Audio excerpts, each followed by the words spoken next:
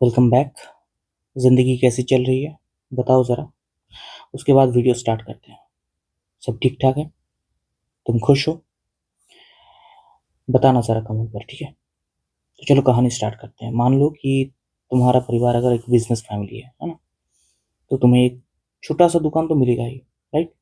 एक मामूली सा दुकान, बहुत बड़ा नहीं है। तुम्हारे पिता जितनी उनकी हैसियत है उनके हिसाब से वो कोशिश करते गए उस दुकान को बड़ा करने की, ठीक है? और अब ये तुम्हारी ज़िम्मेदारी है कि तुम अब ये दुकान की ज़िम्मा उठाओ। ये दुकान कितने पैसे जनरेट कर पाता है? शायद महीने के मान लेते हैं 30 के, या फिर 30,000 रुपये, ठीक है? इतना पैसा ये महीने की जनरेट कर पा रहा है। और इससे शायद तुम्हारे परिवार के 6 मेंबर्स हैं जिन्हें तुम्हें अभी संभालने पड़ेंगे। अगर तुम शादीशुदा हो तो फिर और मुश्किल है। तो चीज़ें बहुत मुश्किल हो चुकी है, राइट? और ये दुकान बहुत बड़ी भी नहीं है। ऐसा नहीं है कि इससे तुम्हें लाखों की फ़ायदा हो रहा है। तो ऐसे जो सिचुएशन है, इस सिचुएशन से तुम कैसे जूझोगे? कैसे ज़िम्मेदारी उठाओगे? दूसरा, आज तक तुमने शायद कभी बिज़नेस किया नहीं। भले ही तुम्हारे परिवार एक बिज़नेस फैमिली है, पर ऐसा नहीं है कि बहुत बड़ा रईसी बिज़नेस है, राइट? तुमने बिज़नेस को लेकर कभी कोई स्टडी नहीं की। तुम्हारी ज़िंदगी खुशहाल रहा। तुम्हारे पिता ने तुम्हारे ज़िंदगी को हमेशा एक पेड़ की तरह गाइड करता रहा। तो ज़ाहिर-सी बात है कि तुम्हें कभी उन चीज़ों की दिक्कत हुई नहीं। आज आज तुम्हारे पिता कह रहे हैं कि अब तुम बड़े हो चुके हो तो तुम्हें अपने ज़िम्मेदारी उठानी पड़ेगी। तो तुम कैसे कैसे इससे जूझोगे? कैसे इससे लड़ोगे और कैसे जीतोगे? ठीक है? ये जो पूरी आज की हमारी अनकही बातों की कहानी है, ये उसी मुद्दे पर है। ठीक है? चलो मान लेते हैं कि 30,000 रुपये यहाँ पर, और मान लेते हैं कि ये एक किराने का दुकान है। ठीक? अब देखो, सबसे पहले किसी भी जगह पर कोई भी तुम बिज़नेस करो, किराने की दुकान कर रहे हो, वैराइटी स्टोर्स बना रहे हो। मैं ये तो नहीं कह रहा हूँ कि बहुत बड़ा दुकान है, या फिर मान लो कि कोई रेस्टोरेंट चला रहे हो, राइट? रेस्टोरेंट चला रहे हो, जो भी तुम जिसका भी तुम्हारा फैमिली बिज़नेस है, उसमें सबसे पहले तो जो चीज़ तुम्हें करनी पड़ेगी वो है प्रचार, ठीक है?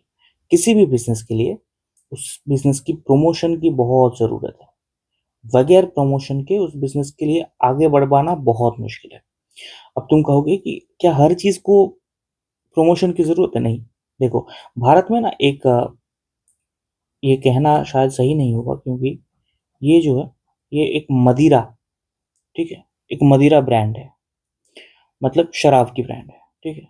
अब ये जो शराब की ब्रांड है, इसने आज तक ऑलमोस्ट ₹0 खर्च किया है प्रमोशन पर।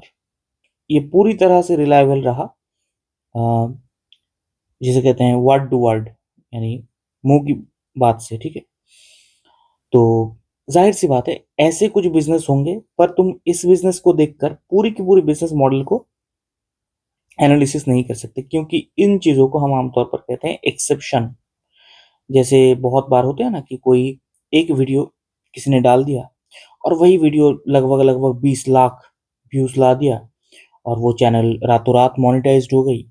ऐसे जो सिचुएशंस होते हैं आम तौर पर क्या इन रियलिटी में ऐसे होते हैं? नहीं होते, राइट? 99.99% चैनलों को इतना रेशियो है, ठीक है? इतने चैनलों को रेगुलरली अच्छे-अच्छे कंटेंट बनाने पड़ते हैं। अगर आज की तारीख में मैं एक अच्छा कंटेंट तुम्हें नहीं दे पाया, तुम्हारे जितने भी वक़्त तुम मुझे देख रहे हो, वो मैं वैल्यू प्रोवाइड नहीं कर पा रहा हूँ, तो तुम मुझे सब्सक्राइब नहीं करोगे, ना ही मेरे वीडियोज़ को देखोगे, राइट? ये 99% पर लागू होती है। तो इसे कभी भी कैलकुलेशन में मत लो। प्रमोशन तुम्हें करनी पड़ेगी। Now the biggest problem is, ये जो पैसे हैं तुम्हारे पास, इन पैसों से तुम प्रमोशन कैसे करोगे आज की तारीख में? क्योंकि तुम्हें घर भी चलाना है, दुकान के लिए सामान भी खरीदने हैं, कनेक्शंस भी बनाने हैं, तो प्रमोशन के लिए अलग से तुम खर्चा नहीं कर सकते। आई थिंक सबसे अच्छी जिस चीज़ की प्रमोशन होती है, स्पेशली जब तुम लोकल बिजनेस करते हो, ठीक है? लोकल शॉप्स जिनकी बिजनेस होती है ना, तो सबसे पहले तुम्हें इन लोकलों के साथ दोस्ती करनी पड़ेगी। नहीं, वो वाला दोस्ती नहीं जो तुम आम तौर पर करते हो। इसे कहते हैं बिजनेस वाला दोस्ती, ठीक है। इस बिजनेस वाले दोस्ती का मतलब होती है कि जो भी राह चलता तुम्हारी लोग हैं, ठीक है, उनसे कहना मुस्कुरा के कि ज़रा आइएगा ज़रूर, ठीक है। एक दूसरा आता है सोशल मीडिया जैसे फेसबुक, इन पे अकाउंट बनाओ, ठीक है, और जितने भी तुम्हारे पहचान के हैं सभी म्यूचुअल फंड्स में हैं, उन्हें इन चीज़ों पर बुलाओ, ठीक है। लाइक करवाओ, उन्हें दिखाओ। अगर मान लो कि तुम रेस्टोरेंट खोल रहे हो तो इस आइटम के बारे में बताओ कि आज मेरी दुकान में जो कढ़ाई पनीर बन रहा है, ठीक है, कढ़ाई पनीर बहुत टेस्टी है। ऐसे कुछ एक दो वीडियोस बनाओ कस्टमर के साथ, या फिर ऐसे एक बैनर बनाओ, उसमें लिखो कि आज आमतौर पर रुपये 250, और अभी आज हम इसे दे रहे हैं रुपये 200 में।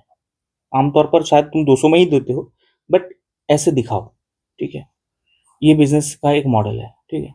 तो इससे क्या होगा, धीरे धीरे प्रमोशन होगी। सिमिलरली अगर मान लो कि तुम एक किराने की दुकान चलाते हो, राइट, ग्रोसरी शॉप चलाते हो तुम्हारी फैमिली मेंबर्स में, तो तुम यहाँ पर क्या करोगे कि तुमने देखा कि किसी साबुन का, मान लो कि जो अच्छे खासे साबुन होते हैं, मान लो कि लक्स वाला, ठीक है, लक्स का एक साबुन जिसका अभी मान लो कि 30 रुपए एक बार की कीमत थी, अब ये घट के हो गया 25। तो इसे प्रचार करो कि हमारी स्टोर में ये अवेलेबल है, लोग आएंगे क्योंकि उन्हें इनकी ज़रूरत है, उन्हें इनकी ज़रूरत है। तुम उन ज़रूरत को पूरा कर रहे हो, दैट्स अ बिजनेस प्रमोशन। ये पहला रूल है, ठीक है। जैसे जैसे बिजनेस आगे बढ़ेगा, ठीक है, बिजनेस पे इन्वेस्ट करो। तुम्हारे पिता ने सबसे बड़ी गलती की कि उन्होंने बिजनेस पे इन्वेस्ट ही नहीं किया। बिजनेस नीड्स इन्वेस्टमेंट, ठीक है। सबसे बड़ी ये जो 30,000 आ रहे हैं ना, इन 30,000 से तुम्हारा मैक्सिमम जो खर्चा है वो फैमिली में चली जा रही है। ये दिक्कत है, ठीक है। इतना खर्चा नहीं होना चाहिए।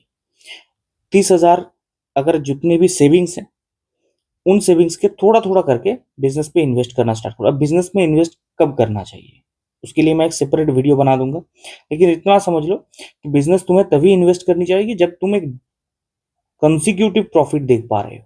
ऐसा नहीं कि किसी महीने तुम्हें ज़्यादा प्रॉफिट मिला, किसी महीने कम प्रॉफिट मिला, या फिर लॉस में चली गई, ऐसी सिचुएशन नहीं।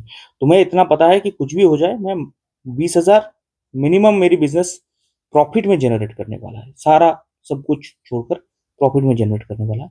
तब तुम इन्वेस्टमेंट के बारे में सोचोगे, राइट। ये फिलहाल के लिए मोटे मोटे तौर पर, इसके ऊपर डिटेल्स मैं बाद में तुम्हें बता दूंगा।